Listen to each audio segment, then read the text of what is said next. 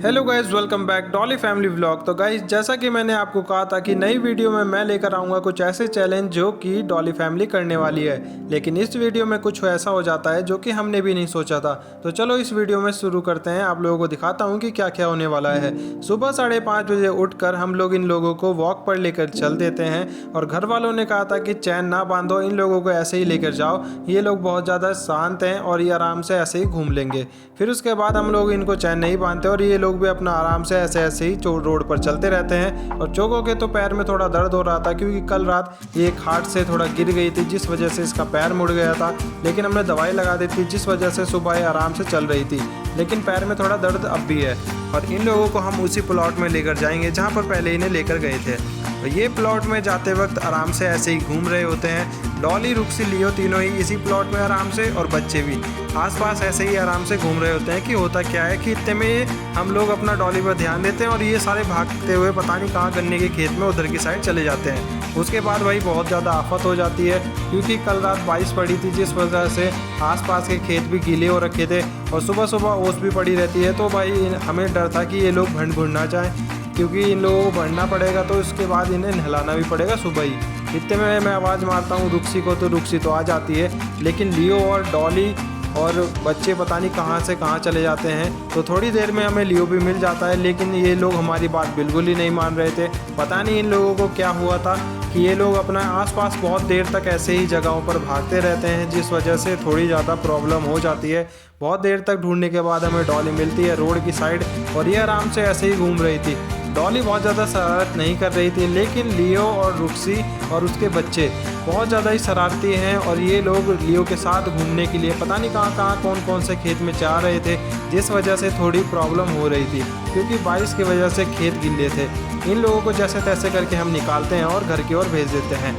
और बच्चे में अपना हम देखते हैं कि लियो बहुत देर तक पता नहीं कहाँ कहाँ घूम रहा था और ये अपना आराम से आता है। इतने मैंने यहाँ से एक बथुए की छड़ तोड़ ली है ताकि इसको आज बचाऊं, और ये भी मुझे देखकर रुक जाता है क्योंकि इसे पता चल चुका था कि इसने गलती करी है, अब ये पिटने वाला है। उसके बाद भाई ये आराम आराम से आता है। मैंने सोचा कि इसे आने दूं, फिर उसके बाद इसको बचाऊंगा आज, क्योंकि ये पूरा भन चुका था। इतने में ये एकदम से भागते हुए एकदम से निकल जाता है भाई, और मेरे हाथ नहीं आता, और ये एकदम से भागते हुए फटाफट पता नहीं कैसे घर पर पहुंच जाता है। और बच्चे भी धीरे धीरे करके उसका पीछा करते हुए घर पर पहुंच जाते हैं। डॉली और रुक्सी बचे थे, इन लोगों को भी हम आवाज़ देते हुए घर पर लेकर जाते हैं ताकि ये लोग अपना घर पर आराम कर ले, क्योंकि बहुत देर तक ये ऐसे ही भंडे हुए थे और पता नहीं कहाँ कहाँ भाग रहे थे।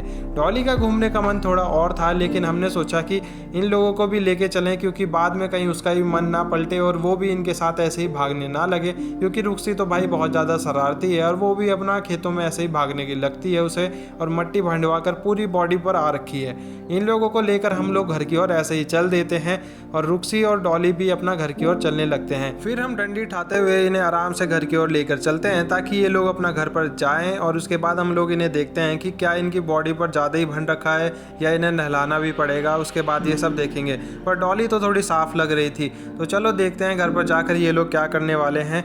और भाई सूरज भी अब धीरे धीरे निकल ही रहा था और बच्चे भी अपना घर की ओर जाने वाले हैं। तो घर पर पहुंचकर आप लोगों को मैं दिखाता हूं कि क्या हुआ है। तो भाई डॉली तो अपना साफ़ सुथरी मैंने कहा था जैसे ही दिख रही है, बस इसके मुंह पे थोड़ा सा जो मट्टी सी लग रही है उसे हम साफ़ कर देंगे। बाकी इसकी बॉडी भी गीली नहीं लग रही है और ये भी बहुत ज़्यादा ही शानदार और बिल्कुल समझदार है, ताकि ये उन जैसी नहीं है जैसे इसके बच्चे हैं। भाई वो लोग तो अपना पता नहीं कहाँ कहाँ घूम रहे थे, और ये मेरे हाथ को भी चाटने लगती है और प्यार करती है।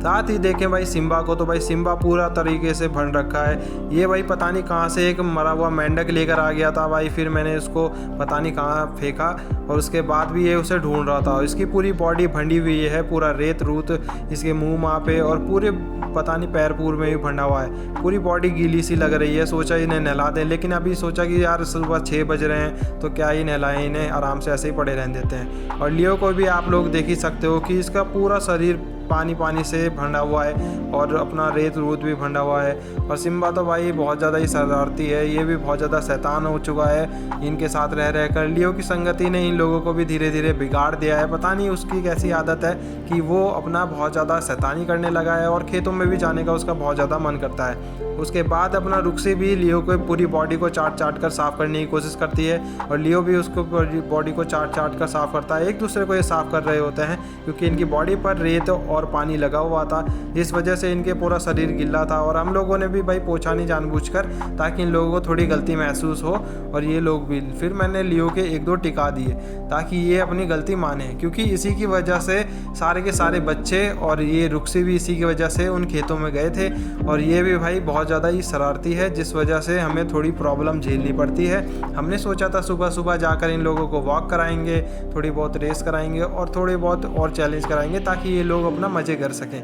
लेकिन हमारी सबसे बड़ी गलती हुई कि हम लोग इन्हें चैन में बांध करके नहीं लेके गए, जिसका इन लोगों ने फ़ायदा उठाया और ये लोग अपने आप ही मज़े करने लगे खेतों में। और उसके बाद भाई जैसे ये लोग घर पर आते हैं, और अभी लियो बहुत ज़्यादा ही डर रखा है क्योंकि मैंने इसके अभी 1-2 तो टिका दिए हैं, लेकिन जब भी मैं इसके पास जा रहा था ये डर रहा था क्योंकि इसे डर था कि मैं इसे और ना बजाऊं।